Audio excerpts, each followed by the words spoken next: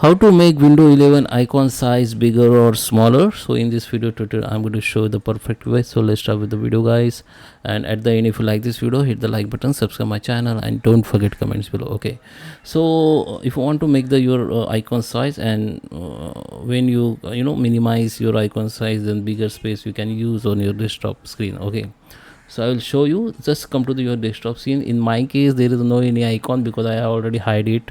Okay, so I will show you the perfect the process. You can simply follow, and you can able to change your icon size.